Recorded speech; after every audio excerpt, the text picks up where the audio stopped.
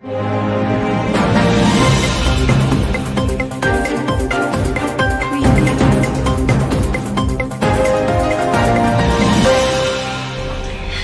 news. Reactive rubber nanoparticle RNLP and Composite 30B nanoclay were used to make a phenol formaldehyde nanocomposite, which were truly excellent.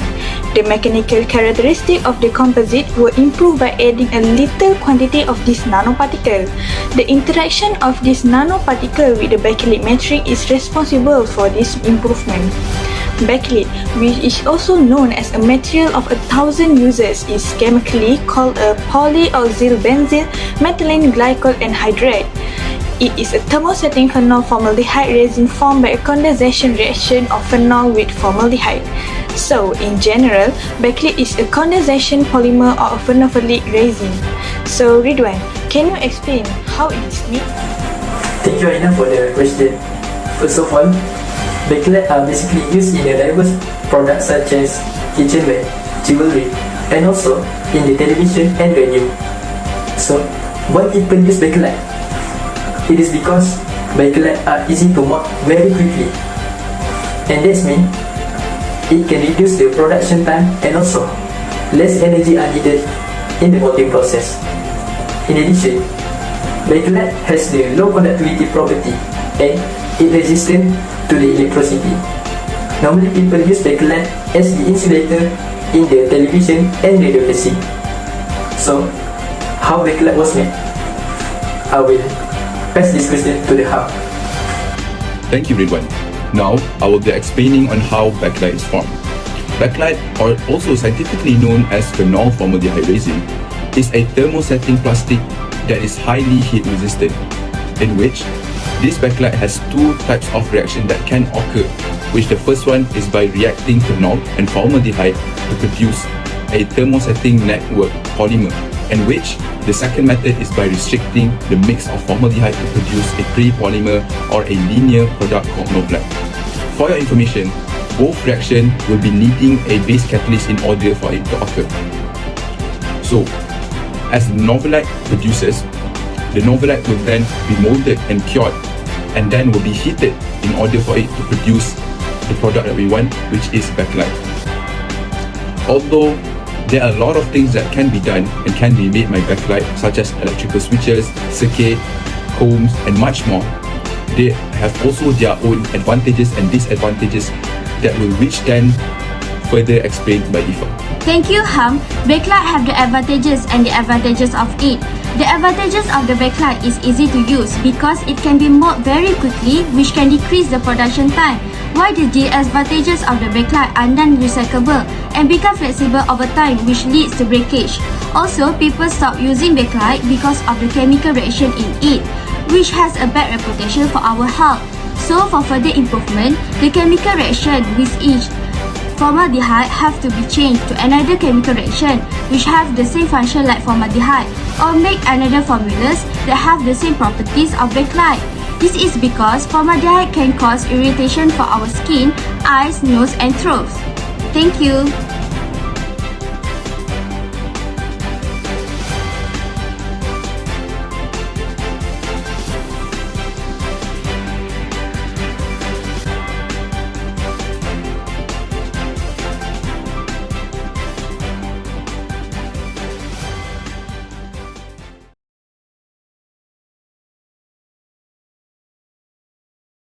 Three, two, one. Hi, my name is Asiha binti Muhammad Sami. My group member and I were going to present about particle-based nanocomposite, which is cement mortar. So, what is cement mortar? Cement mortar is a composite that has wide applications in masonry work, plastering, repairing the damaged concrete, patching or filling, rendering, floor leveling, and the development of precast product. The composite is composed of binder, sand, water, and the fiber, which is size of fine grains around 2 mm.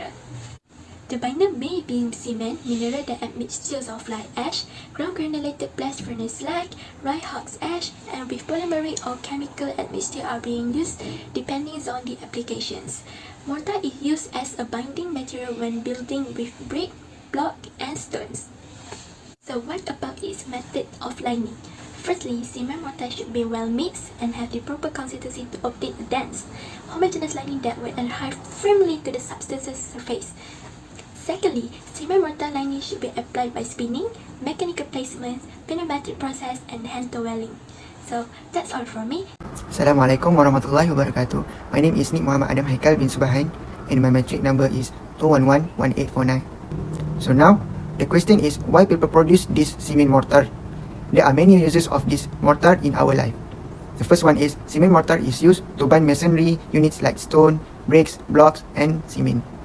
Second, we use this mortar when we want to plastering on walls and slabs to make them impervious.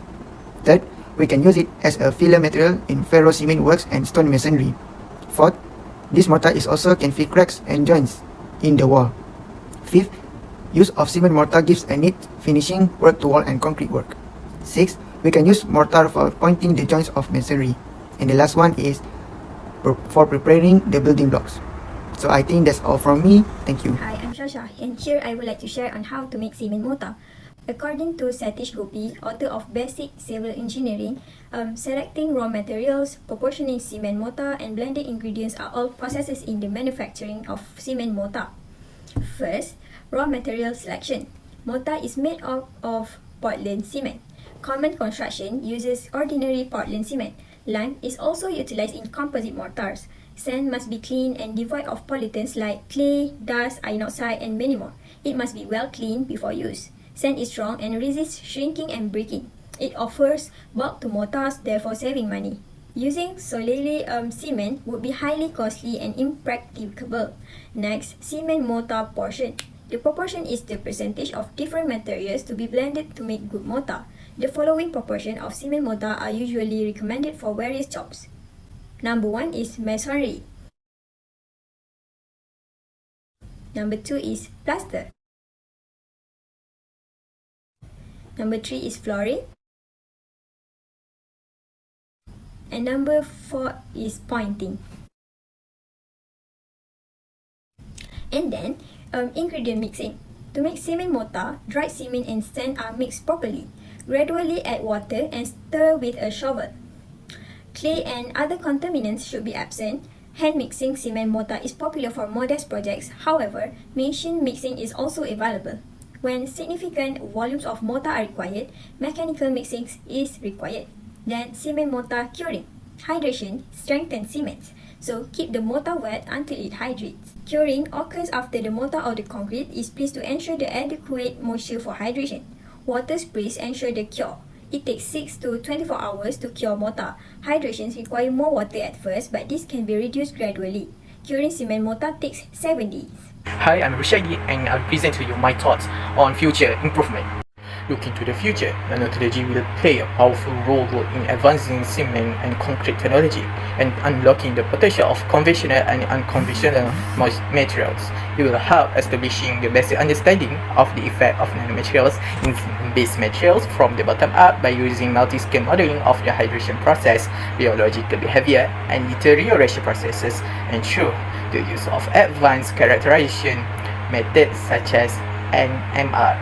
The addition of nanomaterials such as modification by nanosilica, carbon nanofiber, and also graphene oxide enables the regulation and manipulation of hydration products and their microstructure in cement-based materials to achieve their desirable properties.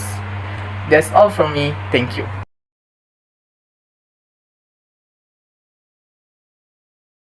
Bismillahirrahmanirrahim. Assalamualaikum warahmatullahi ta'ala wabarakatuh. My name is Muhammad Ali Syami bin Sam Sufyan. My number is 2012637. Okay, right now I'm gonna talk about the introduction of what composite material we choose for this assignment. Okay, let's go to the next slide.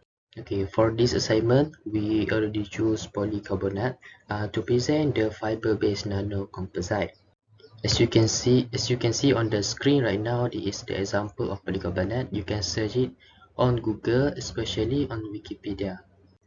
Okay, for your information, polycarbonate is a polyester made by condensation of carbonic acid and biphenol A. Let's go to the next slide. Okay, here we have the structure of polycarbonate. I hope you can see because this image a little bit blur. Okay, polycarbonate first discovered in 1898 by Alfred Horn. Who is Alfred Horn? Alfred Horn is a scientist German. Okay, in this era, we know that polycarbonate can be applied in many sort of things, such as electronic component, and because the polycarbonate have a high durable and strength, it's also useful in construction material such as roofing. Polycarbonate also can apply in data storage, automotive, aircraft, and security component. This all is the application of polycarbonate. This just a little, you can search to know more about it. And I think that's all for the introduction. After this, my friend will present more detail about polycarbonate. And I think that's all from me. Assalamualaikum warahmatullahi ta'ala wabarakatuh. Thank you, Ali. I am Husna and I will be explaining the reason why people uses polycarbonate nanocomposite to make headlamp covers. It has unique features that include high impact strength, heat resistant and lightweight. The first feature is high impact strength.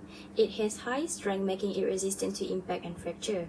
As we all know, the headlamp covers are located at the front of the car, so it faces a lot of pressure and resistance from air, so it must be very strong or else it will shatter into pieces when the automotive is speeding. Next is it offers good heat resistance, as polycarbonates are thermally stable up to 135 degrees Celsius, so it can withstand the heat of the sun during the day and also the heat coming from the light of the headlamp of the car. Last but not least, it is also very lightweight as it allows virtual unlimited possibilities design as compared to glass. The property also increases efficiency, making the installation process easier and reduce overall transportation costs. Thank you, Nabila. Now, to create polycarbonate nanocomposite, we can use in situ polymerization. First, you need a monomer solution, and then you add your nanofillers through dispersion. In this case, we're using carbon nanotube in order to create polycarbonate. Once the nanoparticles are dispersed, we initiate the polymerization process by adding initiator and heating up the solution. And we let the solvent evaporate, and once it happens, the precipitation left will be your polycarbonate nanocomposites. Another method is to use solution mixing, where the polymer and matrix phase and carbon nanofillers are dissolved in a common solvent and undergo stirring and sonication process respectively.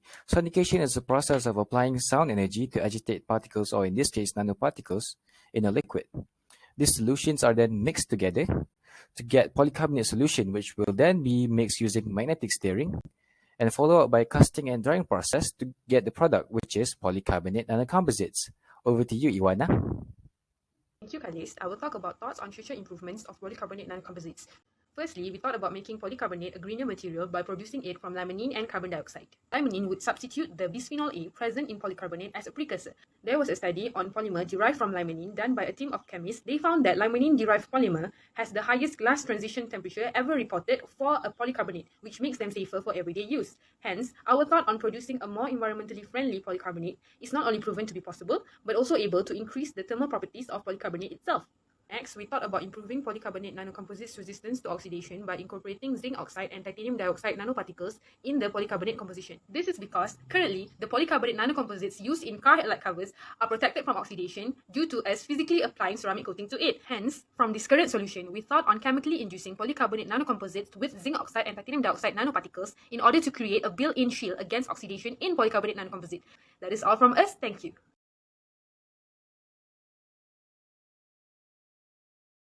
Assalamualaikum warahmatullahi wabarakatuh. My name is Muhammad Najmi with the metric number of 2116917 from group number 2, as well as my other group members Alif Mukri, Ainur Shafika and Najiha.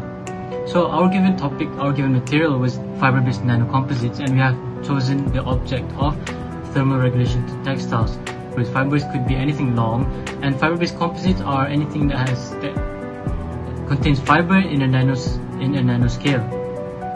Thermal regulation textile is a textile made of regular polymer fibers that have been coated with nanotubes, making them responsive to changes in body heat. In warm and humid conditions, when the body is sweating on a hot day, the yarn contracts, allowing more infrared radiation coming off the body to pass through. When it's cool and dry, the yarn expands, trapping the same heat. So we'll be using materials such as BN/PVA nanocomposite fibers, and these fabrics has many different structures such as plain woven, knitted fabric, other fabric construction. So next, I'll pass it to Najia Yusuf to explain more on this topic, how is it made, and so on. Thank you, Najmi. Hi guys, I'm Najiha and I'm going to explain about the purpose of thermoregulation textile. So the reason why people make it is because it is made of thermally conductive and highly aligned boron nitride and polyvinyl alcohol composite to improve the thermal transport properties of textile for personal cooling. Due to the improved thermal transport property imparted by the thermally conductive and highly aligned BN nanosheets, better cooling effect 55% improvement over the commercial cotton fiber can be realized in the ABNO PVA textile. The wearable ABNO PVA textile containing the 3D printed ABNO PVA fibers offer a promising selection for meeting the personal cooling requirement, which can significantly reduce the energy consumption and cost for cooling.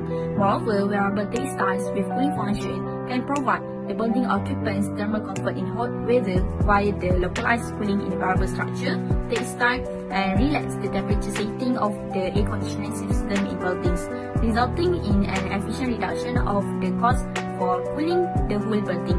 And this is some reasons why people make it. On the other hand, when the heat is transferred by conduction, the energy is dissipated upward from the human body through clothing to the external environment. So next, I will pass to the sister Aino to explain on how thermoregulation is made. Thank you, Sister Najiha. I'm Aino and I'll talk about how it is made. It is done by using thermally conductive and highly aligned boron nitride of polyvinyl alcohol nanocomposite fibers to improve the thermal transport properties of textiles for personal cooling. The ABN or PVA composite fibers are fabricated through a fast and scalable three-dimensional printing method. The first step is preparing boron nitride nanosheets. Raw hexagonal boron are exfoliated to thin BN nanosheets to prepare liquid phase exfoliated boron nitride nanosheets.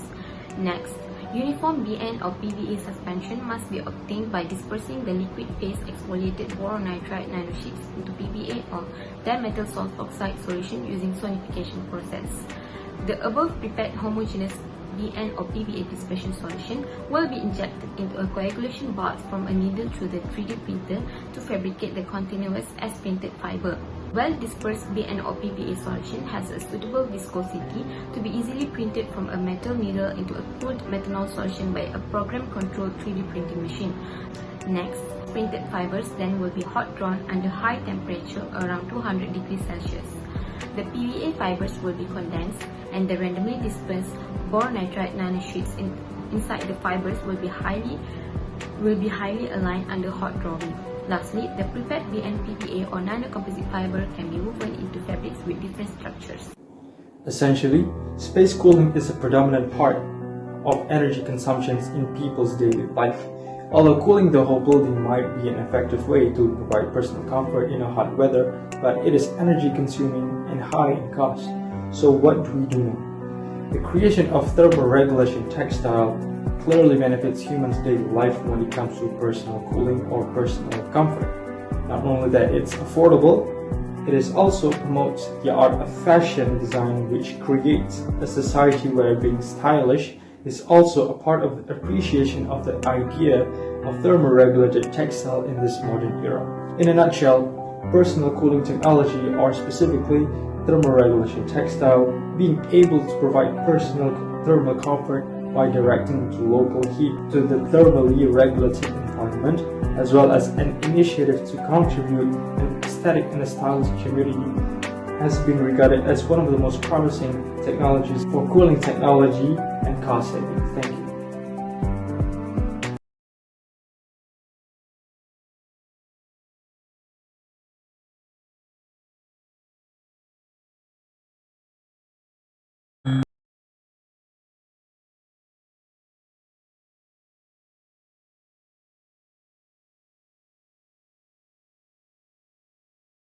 Assalamualaikum. Hi, I'm Afif. Today I'm going to talk about helmet. So what is helmet? Why we use helmet? What kind of material being used in this helmet? So in this helmet, there is one composite that we call it as glass fiber reinforced composite, aka GFRP. and this GFRP is an essential part in this helmet. So what is glass fiber reinforced composite? So basically, GFRP is a category of plastic composite that specifically uses glass fiber materials to mechanically improve the strength and stiffness. It consists of thermosetting resins and glass fibers, where the resins provides additional protection to the fibers due to the bonding between materials. Normally, we can see this GFRP being used in the making of motorcycle helmets, where the base of helmet is made of GFRP. And I think that's all from me. Now I will pass it to the next presenter. Assalamualaikum warahmatullahi wabarakatuh. I'm Irdina. After we have known about GFRP, I'm going to explain on why do people choose GFRP to make the helmets. Firstly, GFRP is lightweight. It is even more lighter than polycarbonate. Second one, it is inexpensive. GFRP is a cheaper option to make helmets. It is more affordable to be manufactured compared to carbon fiber. It is a prestige material, so it costs more to be manufactured. The third one is its resilience. GFRP helmets are strong and have been proven as an effective material to make helmets. But there are some downsides of GFRP helmets. It can be quite brittle and it can shatter when hit. This is an example of a scenario of a rider. When the rider only collides with the ground, this is acceptable because the impact absorbing liner compresses and absorbs the force of the impact. However, if the rider's head collides with the ground again, the rider may be injured. In order to make the safest helmets, GFRP is usually combined with other materials to make it more stronger and resilient. So next, Atira will explain about how it was made. Thank you.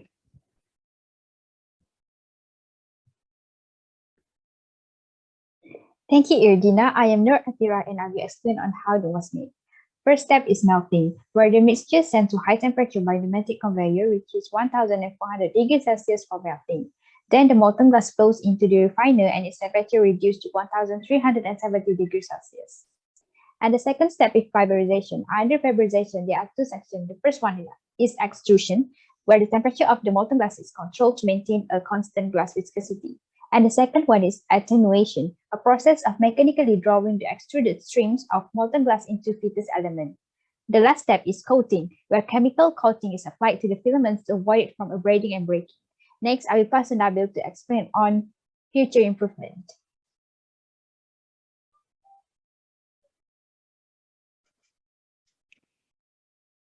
Thanks, Atira. I'm Nabil, and as for my part, I will share with you our talk on future improvement.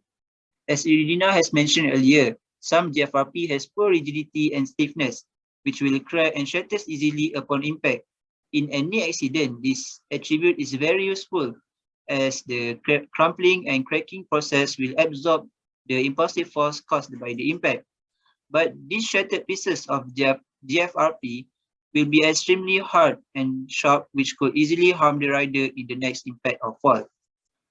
Thus, as for improvement, we thought that maybe a certain lining or coating need to be applied on the surface or layered inside the material to hold these shattered pieces together. The concept is thus the same as the material used to create windshield, which is laminated glass. As we know, laminated glass contains vinyl interlayer, which will hold the shattered glass together after being crushed. As for GFRP, the structure of this material can be strengthened by adding a few layers of adhesive and thermoplastic film to create a laminated GFRP. That's all from our group. Thanks for watching.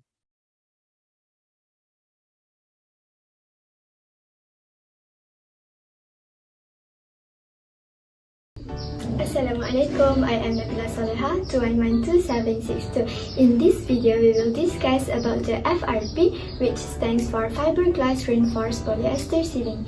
First developed in the early 20th century, glass fiber reinforced plastic has become a staple in the building industry. Fiberglass reinforced polyester is a composite material system consisting of a plastic resin matrix, glass fiber reinforcement, and other additives. They are used on walls and ceilings and can be installed directly over drywall, wood, concrete block, and other types of solid surfaces. Therefore, FRP allows for greater design flexibility previously prohibited by the limitations of traditional building materials. Ideal for applications in high traffic areas such as shopping centers, convention centers, and airports. Per unit weight, FRP is among the strongest commercial materials available. FRP is stronger than concrete, steel, or aluminium. The FRP systems have a continuous, durable, scratch-resistant surface that is easy to clean and is mold and stain resistant. All of these qualities make GFRP excellent for use in kitchens, bathrooms, medical facilities, and other facilities requiring frequent and deep cleaning. Thank you, Nabila Saleha. I'm Noha, and now I'm going to explain about the purpose of making ceiling FRP. So basically, FRP is better than other materials such as metal and wood. This is because the composite can be designed to fit a structure perfectly, and it is ideal for covering new and existing drywall, ceiling surfaces, and repair damaged surfaces. And by using FRP ceiling, it will help and create a continuous durable, scratch-resistant surface that is easy to clean and mold and stain resistant. So what's that mean with mold and stain resistant? It means that it helps prevent the growth of mold, which is a type of fungi, and will not rust or corrode the ceiling. And for your information, mold poses a serious threat to modern household, both in terms of the finances and our health. So how actually the mold can happen? Mold thrive in damp area where moisture is present, and it starts growth small and begin to grow alongside the organic material of traditional paper-faced drywall. Therefore, by using ceiling FRP, it will prevent mold from becoming a major issue in home and area as it reduces the likelihood of sustained moisture and mold build-up. Next, Nidal will explain to you about how this FRP ceiling is made. Thank you, sister. Next, the process to make the FRP panel is through the partition process. The first step is reinforcement wet out. The fiber reinforcement are held in CMF drill and they are delivered to the guide plate. The guide plate, on the other hand, position the roofing before put them into the liquid resin bus. The resin bus is a concoction of the catalyst, fillers, wetting agent, and pigment, and they are shaped into the flat sheet before being put into the preformer. The second step is reshaping. In the preformer, the sheet of the reinforcement and roofing will be reshaped to be resembled as closely as possible to the die cavity. Preformer is a very crucial step in the partition method as it dictates the robustness of the final product. The third step is a composite curing. The cross-section of the wetted reinforcement is typically bigger than the cavity of the die, so that it's squeezing and compacted with the desired shape and size. As it exits the cavity, the reinforcements are usually very hot, which the temperature are between 300 to 400 Fahrenheit, and it must be cooled before the puller grip it. The last step for this process involves cutting the part while the line is in motion. It can be accomplished by using the traveling cut-off saw. The part cut length and the other parameters such as gripper force, line speed, and die temperature are all calibrated and can be changed from a contour panel. Thank you, Nidal, for your explanation. Hello and Assalamualaikum everyone. My name is Muhammad Zuhair bin Zulkifli and my metric number is 2114435. So based on my research, the shortcoming of the weaknesses for the GFRP, or we call it as glass fiber reinforcement polymer, is as follows. This material is used to make a pipe, so it is low elastic modulus, low long-term temperature resistance, and also it is UV aging. This material also is transparent before to the inclusion of glass fiber and will become opaque following the addition of the glass fiber itself. Due to the inclusion of glass fiber, the toughness and the brittleness of all plastics will decline when the glass fiber is reinforced. The melt viscosity of all material rises and the fluidity worsens by the time. So, in order to enhance this material in the future, we will attempt to overcome its weaknesses so they become the benefit for this material which is called GFRP. And that is our thought on the future improvement. So, thank you for watching this video. Hope you enjoy it. Goodbye.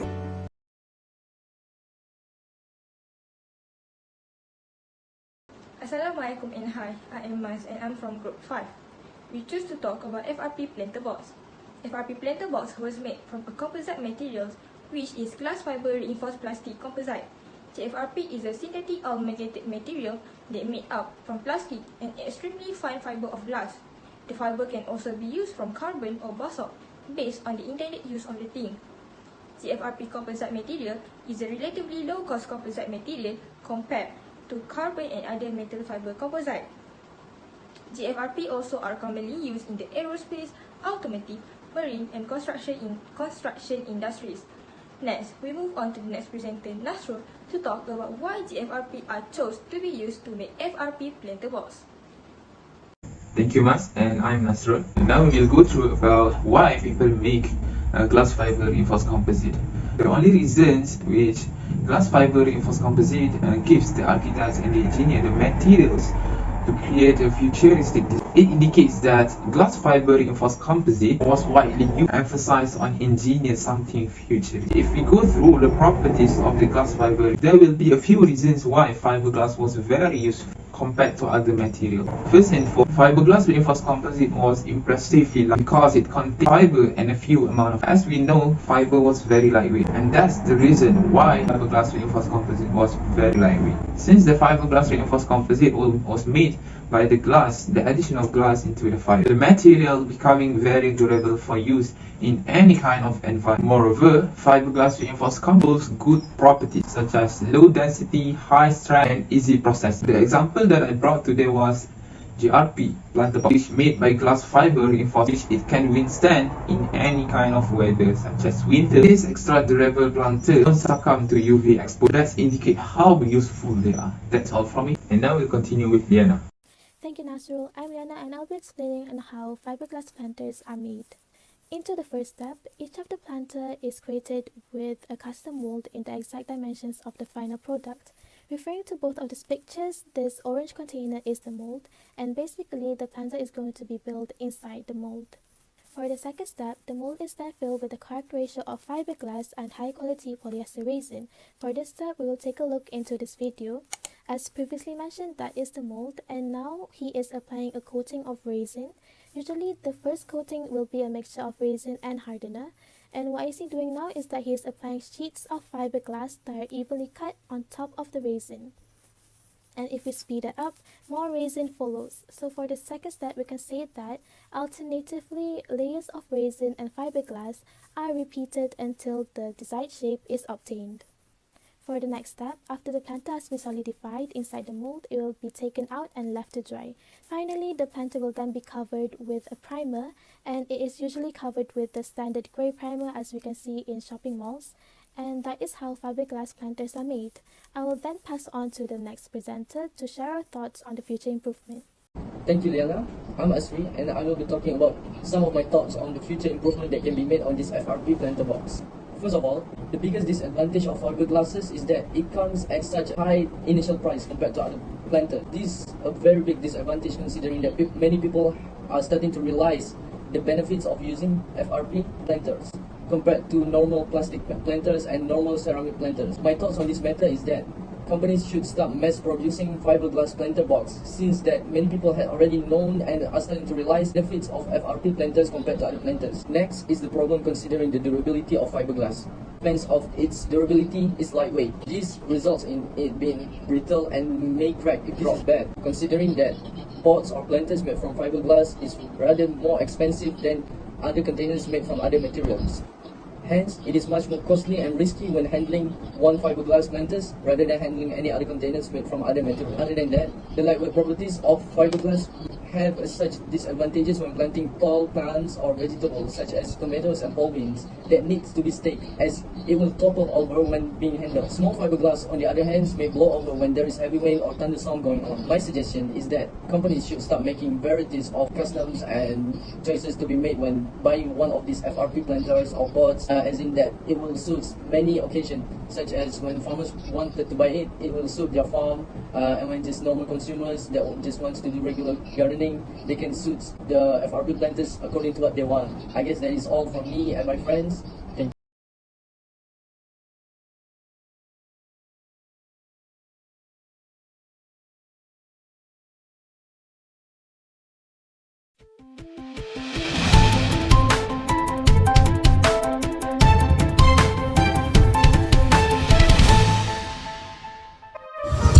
Welcome back to Protein Tiba-Tiba. I'm Shakila, and now I will start with the CFRP, that are composite materials which rely on the carbon fiber to provide the strength and stiffness, while the polymer provides the cohesive matrix to protect and hold the fibers together and provide some toughness.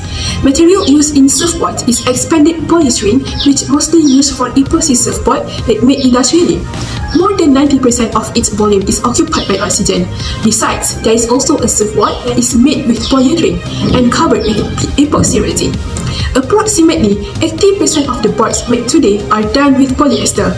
There exist different types of polyester, but in the surf industry, the most adequate ones are Sem1 resin and UV-H61.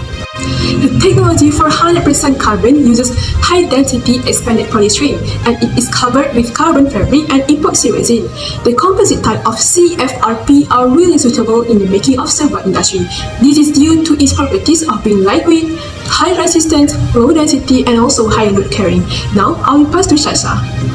Thank you, Shakila, for a very great explanation. Assalamualaikum, I'm Shasha, and now let's talk about why we choose CFRP compared to other material for softboard. First of all, this CFRP softboard has a really good appearance. It looks damn good. Carbon has been rising in popularity thanks to its durability, performance benefit, and let's take a look about it. They look good. They look really good. They look classy and sporty. Besides their amazing appearance, it is also stronger and lighter. Carbon fiber is composed of carbon atoms bonded together to form a long chain. The fibers are extremely stiff, strong, and light. A stiffer lamination means the board can respond faster. It is also even more chatter resistant than various forms of fiberglass boards.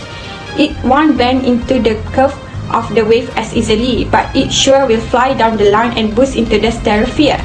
The weight of carbon fiber is much lighter than glass fiber.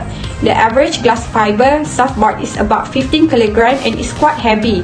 People who go to the beach and to play the wave naturally prefer the lighter softboard. The CFRP board has a very good balance. Surfing in the sea, its own driving skill are essential, but the balance of the softboard is also important.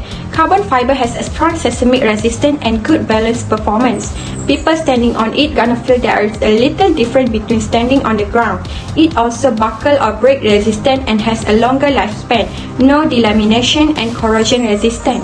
In addition to oxygen and hydrogen, seawater has chemical factors such as chlorine, sodium, magnesium, calcium, and bromine, which are alkaline. If the softboard is soaked in the seawater for a long time, it will corrode beyond recognition. Carbon fiber has stable chemical properties, acid and alkali resistant, corrosion resistant, and serve a long service life. Also, long exposure to heat and sun does not cause the softboard to delaminate. Now, let's have Nisha to talk more about how it was made. Nisha? Thank you, Shasha. Hi, I'm Nisha, and here I would like to share to you guys about how the carbon fiber reinforcement polymer surfboard is made. First thing first, we have to put one layer of carbon fiber on the top and the bottom of the surfboard and then cut it using electric shears cut. We can't just simply use scissors to cut the carbon fiber because it ended up destroying the scissors. After that, we can just add a normal layer of fiberglass on top of it. Then, we must use resin to penetrate all the way down and make sure the carbon fiber is saturated as you can see in that video. After that, we must set the side fins for 6.5 degrees angle and 0 degree for the center fin. Tape off the fin boxes before putting another layer of resin because we don't want the resin to get inside the fin boxes. Final step is that we must polish the surface of the board to make it beautiful and shiny, but we have to be careful not to sand through the hot coat. That is all for now, and I'll pass to our last presenter. Thank you. Thank you, Nisha. I am Bahaki. I will talk about our thought for future improvement. First, carbon fiber itself is expensive, and the installation also needs epoxy, which is also expensive. So, the plan is to reduce carbon fiber on the board. We stick it on the edge of the board, or the tail, which is the most usual part to break first, instead of the whole body. Second, the broken surfboard will be discarded, including the attached carbon fiber, and they usually end up in landfills. This is very bad for nature as carbon fiber is non-biodegradable. Carbon fiber can be recycled, but most of it are thrown away. So our thought is we'll use those carbon fiber to replace the sand in construction. We learned from Dr. Wan that the disposed tire will be grind and reused for pavement. Like that, we grind carbon fiber to powder and we can use it like sand in construction, like mix it with cement. That's all from us. Thank you.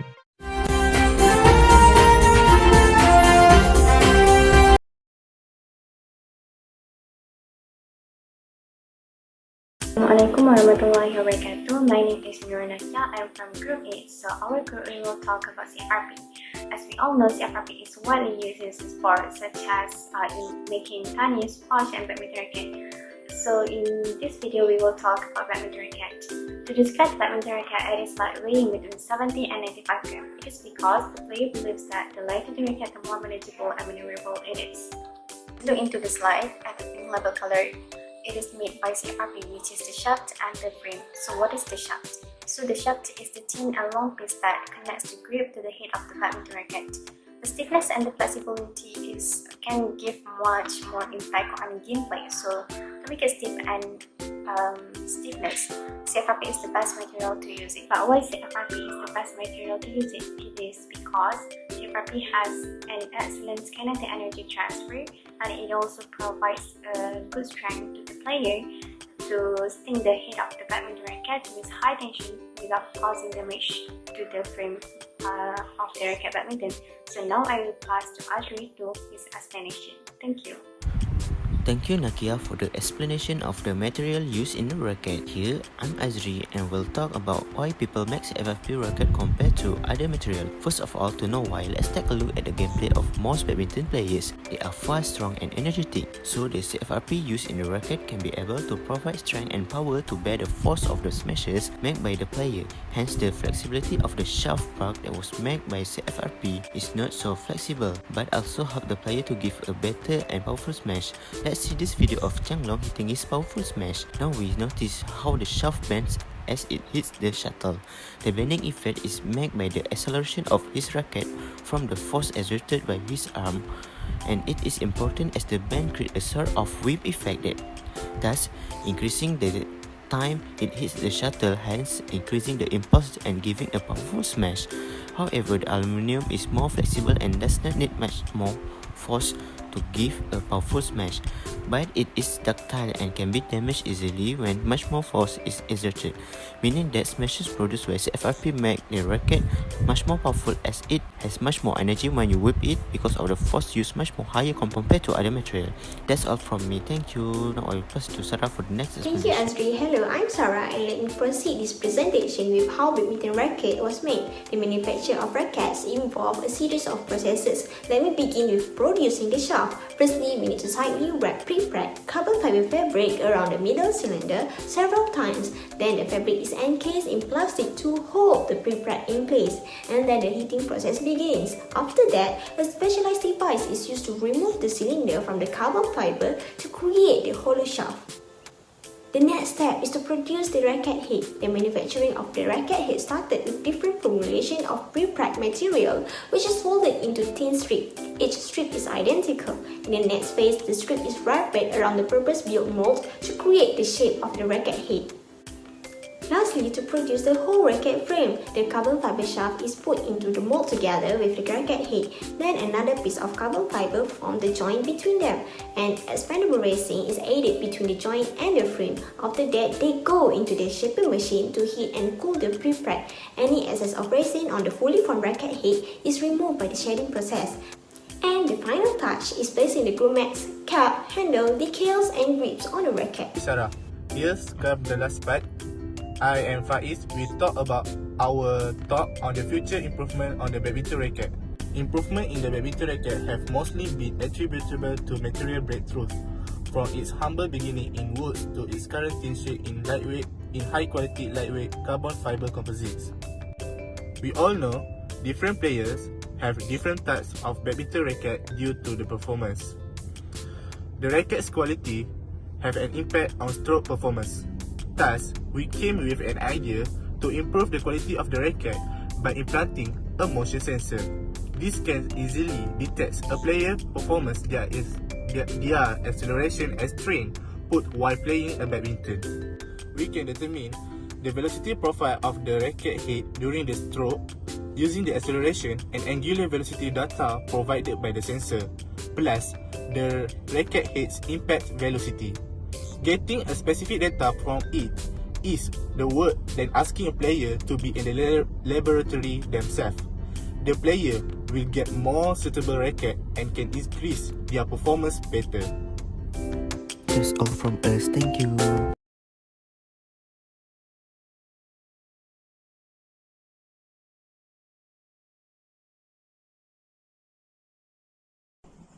Assalamualaikum, I'm Alia and I'm gonna talk about bicycle frame that made of CFRP.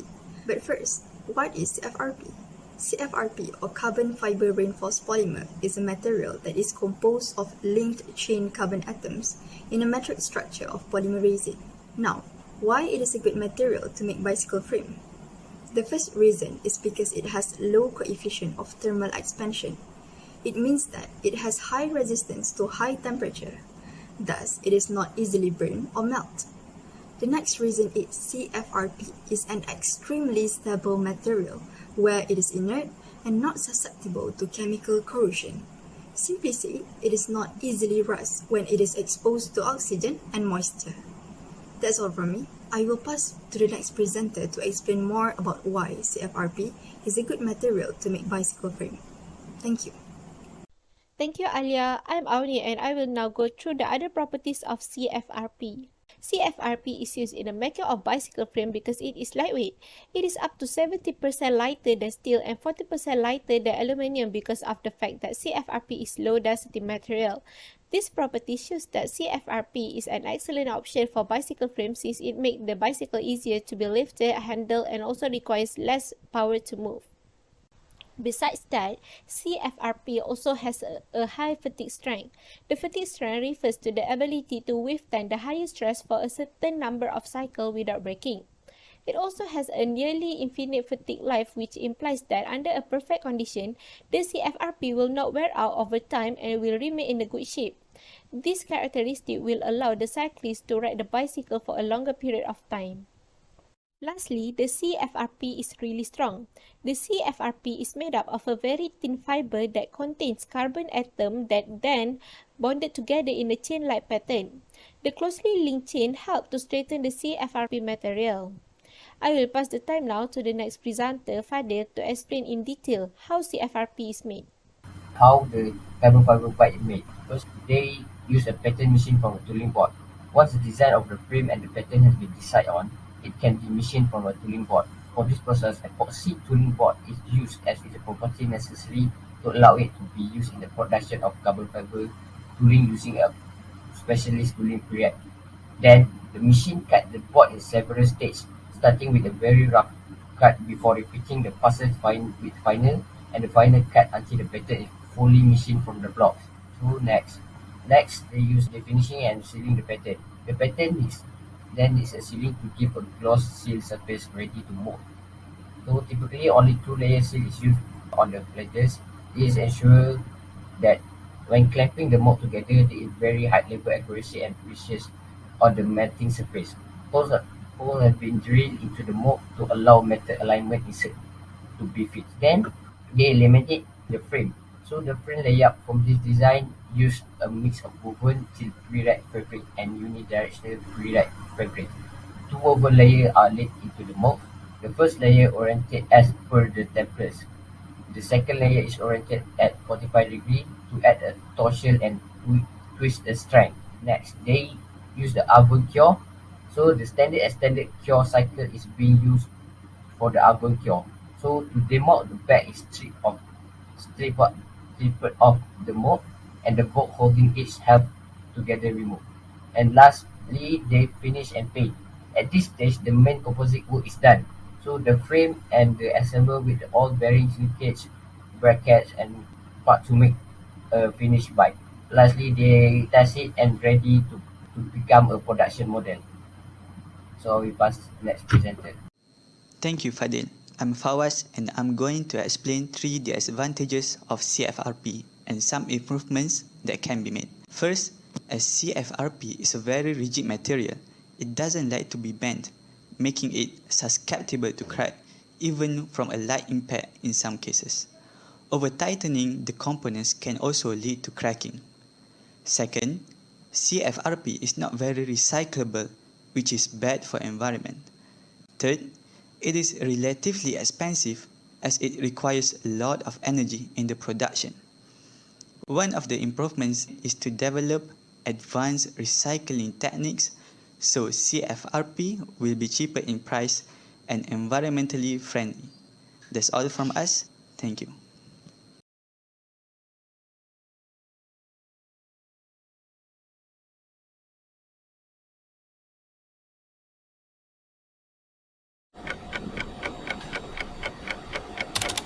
Assalamualaikum, I am Izham. I will introduce our group project, which is a sandwich composite for aeroplane's body. People have been looking for a light but strong materials ever since they began to use the devices for transportation. After the Wright brothers invented the airplanes, the search of such materials intensified because it is important that light and strong materials be used in the design of a wing and fuselage structure. In order for an airplane to provide a high payload under a given thrust force from the propelling system, when aircraft were first built, would be used extensively. It formed monocoque or unstiffened fuselage. In other words, a sandwich solution prevent over-engineering, save weight, and increase performance compared to many designs that use conventional materials such as wood and steel. Sandwich composite material enable designers to engineer with extreme precision to their loading requirements. Core is the one of the variables in sandwich composite that enable this due to the wide range of mechanical properties it provides. Thank you, Izham. I'm Sophia and I'll be talking about sandwich composite offers a structure that is strong and stiff but at the same time lightweight due to the stronger and high-strength outer layers and light, thicker, low-density core. Therefore, they have low overall density. Under perfectly bonded condition, it has a high strength to weight ratio and a high bending stiffness to weight ratio. It also has a uniform energy absorption capacity. Such overall versatility contribute greatly to the development of lightweight sandwich composites. Less material is consumed in the construction, thus saving resources and reducing energy consumption over its lifetime. The advantages of using sandwich composites are they provide thermal insulation, sound insulation, good corrosion resistance, resistance to moisture, and finer structures can be repaired easily. An example of unique adaptation of a bird's skeleton is lighter than its feathers because its main limb bones are hollow, making them light enough to fly with special struts inside to be strong enough to take the strain of flying. Many other studies have shown that as bone density increases, so do stiffness and strength. Maximizing stiffness and strength relative to weight are optimization strategies that are used in the design of strong and stiff but lightweight man-made airframes. Assalamualaikum and hi, my name is Ali Zikri and Lisa is already talked about introduction when Sophia talked about the advantages, and now I will talk about my part, which how sandwich composite is made. A sandwich composite is not like a normal sandwich like we used to eat, but it's something different. And sandwich structure composite is a special class of composite material that is fabricated by attaching two thin but stiff skins to a lightweight but a thick core. The core material is a normally low strength material, but its highest thickness provides the sandwich composite without bending stiffness with overall low density.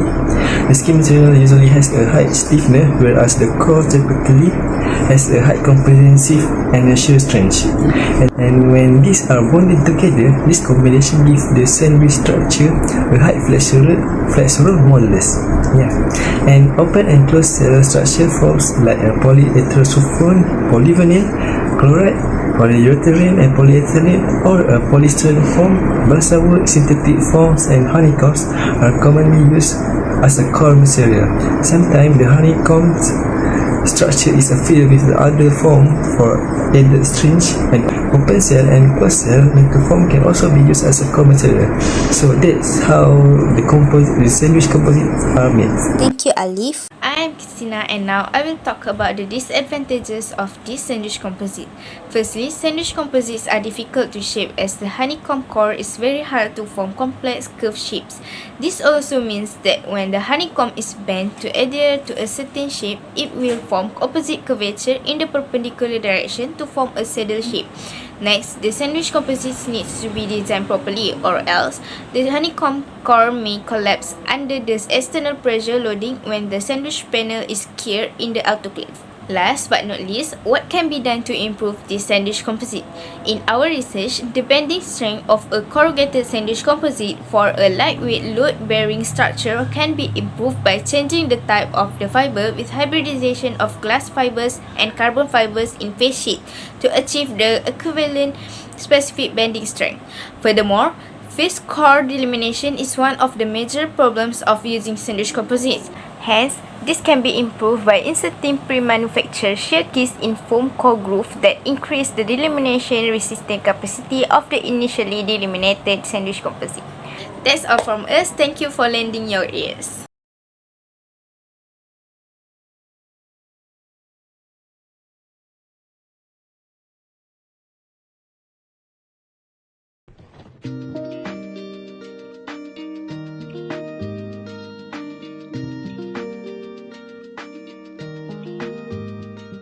I'm Marsha. I'll talk about composite laminate. In general, it is a type of composite material that is produced by inserting a thick, lightweight layer between another layer as used in flooring. The manufacture of laminate flooring, they have 4 layers, where design, the back layer and the core layer. Each of these layers gives a specific purpose and is combined together by using a high and intense pressure to create a fixed board. The first layer, which is a wear layer, act as a protective layer that is made of thin layer of transparent plastic to protect from scratches and fading, and also act as a stain resistance.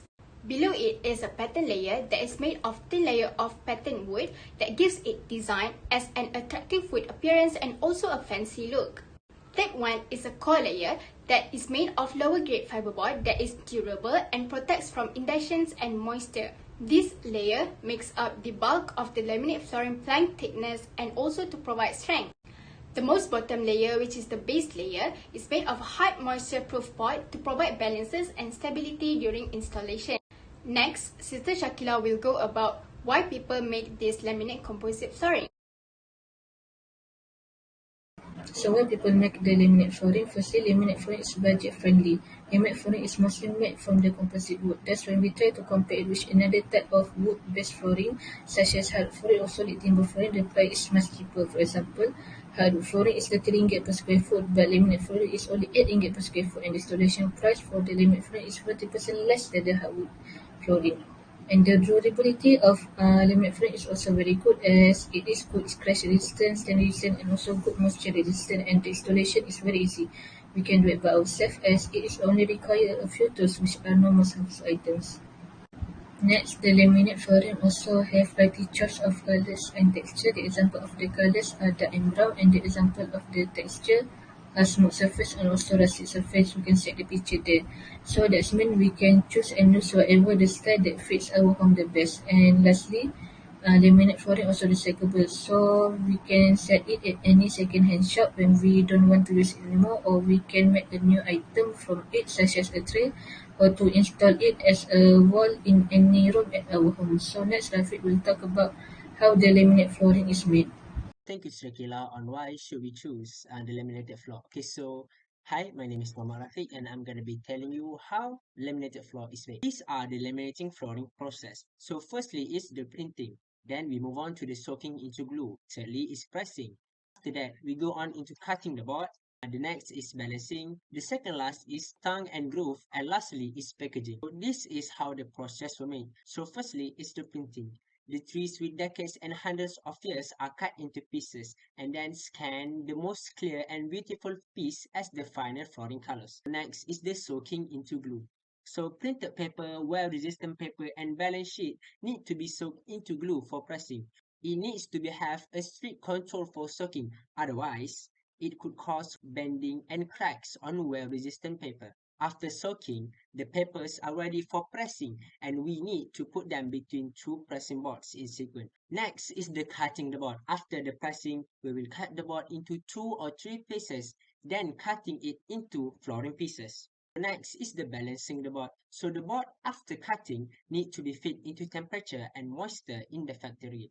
Without balance, the laminated flooring will have a problem bending, cupping, and warping. Tongue and groove is a process where they put the laminated flooring into a homemade machine.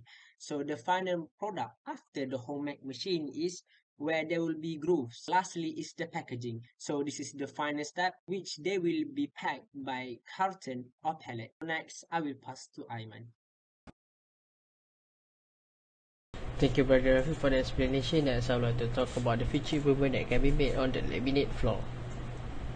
So first of all, we can make more waterproof by using the silicone. The function of silicone is to seal any gap between the floor during installation that serves as space for water to seep in and cause water damage. Silicone is a flexible and malleable material that binds together the floor. So next, it's about coat the laminate floor by using polyurethane. Polyurethane has the property of have a high strength, high rigidity, and high flexibility and toughness. So it can protect from the water damage and other damage such as scratch and dent on the floor made by the furniture legs. So finally, we can use some underlayment padding right before installing the laminate floor. So when we install the laminate floor, there is some air gap during installation and it can make noise due to the uneven cement when the house was built. So to prevent it, we can add some underlayment padding such as foam, rubber, and core, but the most cheapest one is BB foam. So the benefit is that can make the floor more comfortable when stepping on it. In addition to that, the floor can prevent more damage when there is heavy stepping on the floor, so it can make more long lasting and durable. Alright, that's all from me. Thank you.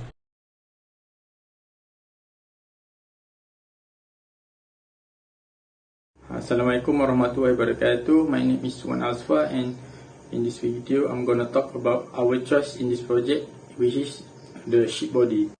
Then what type of composite we use to make this body sheet, and the answer is the sandwich or laminate composite. So basically, sandwich panels are composites that consist of 2 thin laminate outer skins and a lightweight. As example, we can see the honeycomb, which have the thick core structure. Owing to the core structure, such composites are distinguished by stiffness. Despite the thickness of the core, sandwich composites are light and have a relatively high flexural strength. These composites have a special structure, which affects good thermal insulator properties. Sandwich panels are also used in aeronautics, roads, vehicles, ships, and civil engineering.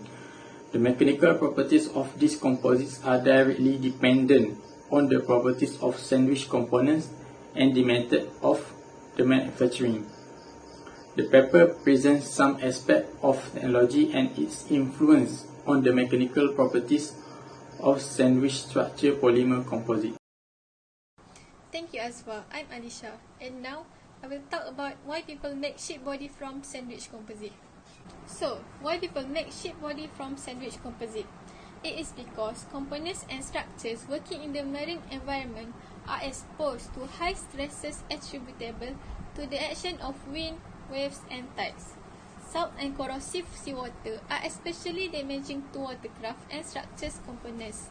So, given the capability of composites to resist corrosion and fatigue, maintenance requirement can be significantly reduced by using thermoset composites in specific components, such as fixings and connector as corrosion resistance for deterioration-free operation.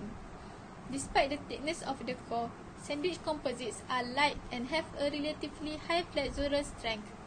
These composites have a special structure, which affects good thermal insulator properties. The core of the sandwich serves to distribute shear stresses from loads over a wider area and resist shear and compressive forces. That is why people use sandwich composites for sheet body. Thank you, Alisha. I'm Alia, and now I will talk about how composite laminate are made. Composite laminate are orthorhombic. It is consisting of multiple layers of oriented or random evenly oriented fibers that bond together by a matrix, in which each layer of fibers has a two-dimensional orientation. Composite laminates are usually composed of plies with different directions. Each ply is made up of unidirectional continuous fibers that held together by a polymer matrix. The layout of the plies depends on the anticipated loading of the structure where the laminate will be used. The fatigue behavior of laminate is highly dependent on the layout of the constituent plies. An understanding of fatigue processes in the unidirectional plies is therefore necessary before generalizing to the more complex scenario of a multi-directional laminate where damage development interacts in different plies with various orientation. In fatigue of composite laminates, the longitudinal plies are the most important ones, as they essentially control the fatigue life in uni-Asian loading of multi-directional laminates with respect to peak values of the applied strain. Thank you, Alia. And I'm Muhammad Firdaus bin Abdul Halim.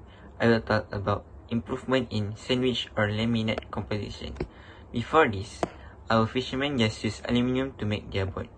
So our thought on future improvement in sandwich or laminate composite is we need to apply this sandwich composite method to our local fishermen.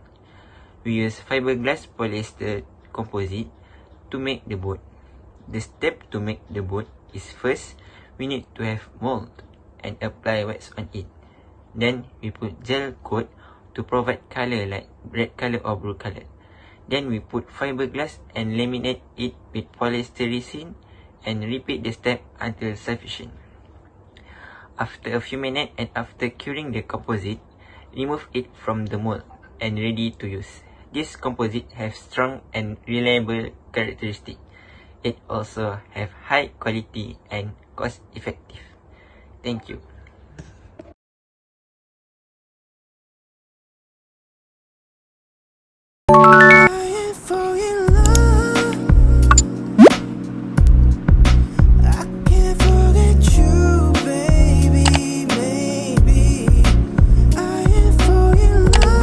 Hi, Assalamualaikum warahmatullahi wabarakatuh. My name is Nur Hamiza and I am going to talk about how to make hemp fabric. Apparently, making fabric from hemp is a simple 5 steps. Step 1. Harvesting hemp plant. Most plants used for hemp fabric are harvested with a special machine. Second step, retting. The fibers are separated from the bud and are then allowed to rest in the field for 4 to 6 weeks. Third step, carding into strands. The separated bast fibers are then carded into strands and they are cleaned to improve impurities. Step 4, pulping, matting or steam. Manufacturers may use pulping to produce paper product, matting to make mats and fleece, or steam explosion to render raw hemp into a weavable fiber. Fifth step is weaving into textile. Hemp is ready to be spun into yarn and woven into textile. That's all. Assalamualaikum warahmatullahi wabarakatuh. My name is Alif Imran bin Ahmad and I will talk about the uses of hemp fiber. So basically, the fiber itself is come from the hemp stem, and from the fiber, people can make many other products like fabric, and from this fabric, people can make many other things like towels, clothes or socks. And also, hemp fiber can also make shoes for our daily use or sets that usually used by the farmers. Not only that, hemp fiber also can make yarn that usually used to make DIY products like dress, bags, or even pencil cases. So that's all from me. Thank you. It said hemp fiber to have triple tensile strength of cotton, which make it an excellent choice for outerwear. And second, hemp fiber is weather resistant. Why? Because hemp fiber can filter to 95% of UV sunlight, which make it suitable choice for outdoor wear. Sustainable. because hemp required less water to cultivate than cotton. Zero chemical because hemp is a disease-resistant plant. It makes it able to grow without pesticides or fungicides. Zero waste because every part of the hemp plant can be used by humans. First, it is expensive. Hemp clothing is said to be more expensive than cotton, nylon and linen. Less color because hemp fiber is natural, not synthetic. It is not put through chemical processes and colored with dyes that can damage the environment. And third, need extra care. Cold water must be used, chlorine bleaches must be avoided, and when using dryer to dry the hemp clothing, it can cause wrinkles and shrink. Assalamualaikum warahmatullahi wabarakatuh. My name is Wan Muhammad Arif and I'm talking about the plans for the future of hemp. The future uses of hemp fibers that we hope to achieve are expanding into other industries from what it is currently used in, such as the automobile industries and also in the creation of bioplastics. But for this video, we'll only be talking about the automobile industry. With the power of hemp fibers, we can create a carbon-neutral condition for car manufacturing. This is because with the ability of hemp in the automobile industry, it is made possible to create cars completely out of eco-friendly materials. Hemp fibers allows for a bunch of benefits to the automobile industry, such as providing them with a source of eco-friendly materials. This is due to how sustainable hemp production is, thanks to its fast generation and low maintenance requirements. Aside from that, hemp is found to be extremely durable and proven to be much harder to crack compared to steel or fiberglass. This is due to its ability to bend and mend, allowing it to take more pressure to crack. Finally, it allows for a carbon-free production that disposes the releasing of harmful gases into the atmosphere. With that, I hope you can understand more on the natural-based composite hemp fibers. Thank you for watching.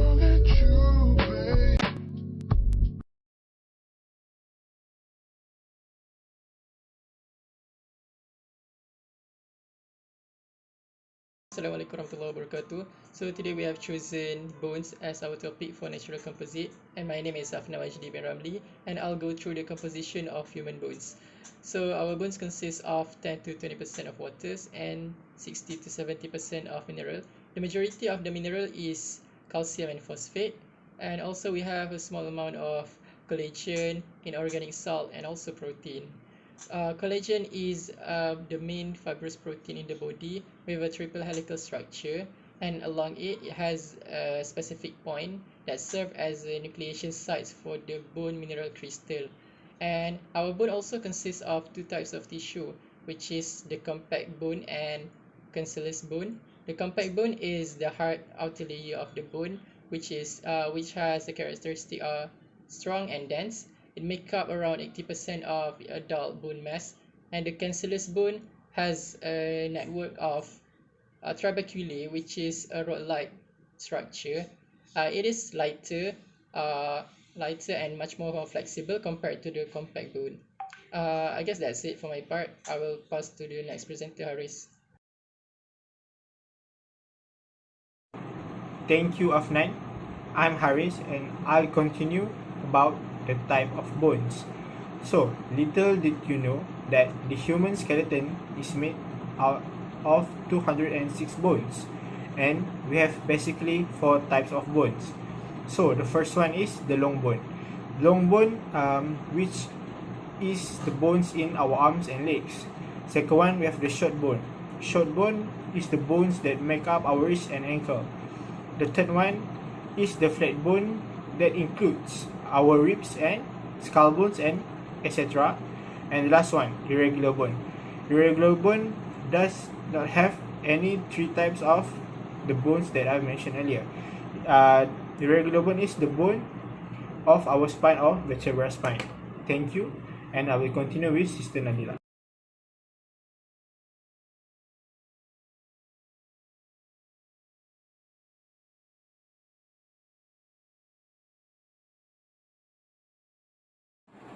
Assalamualaikum warahmatullahi wabarakatuh.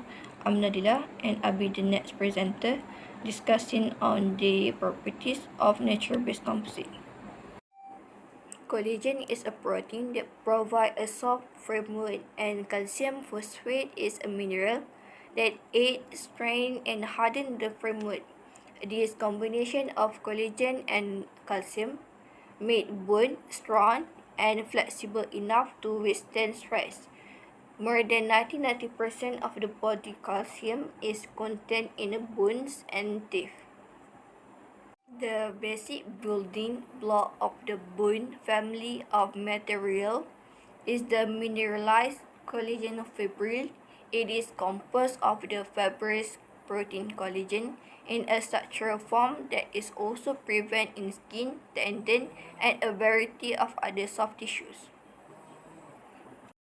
Bone typically has an elastic modulus that is like concrete, but is 10 times stronger in compression. As for stainless steel comparison, bone has a similar compressive strength, but is 3 times lighter. Thank you, that's all. I will pass to the next presenter, Ilham Zulaika.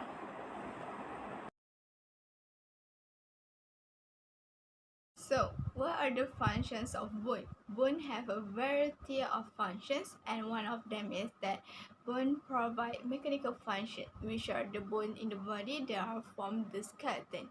This serves as a framework to support the body and attachment points for skeletal muscles, tendon, ligaments, and joints, all of which produce and transfer forces so that individual body part or the entire body can be manipulated in three-dimensional space, which is the interaction between bone and muscle. Furthermore, internal organs are protected by bones, such as the skull, which protect the brain, and the ribs, which protect the heart and lungs.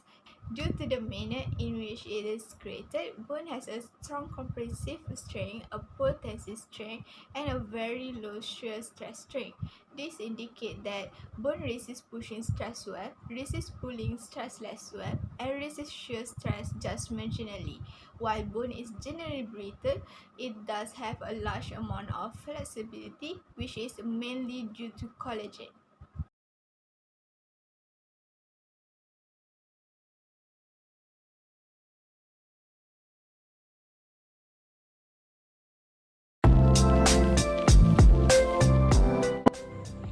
Assalamualaikum, my name is Aida Sahira, so I will talk about Kenaf Fiber.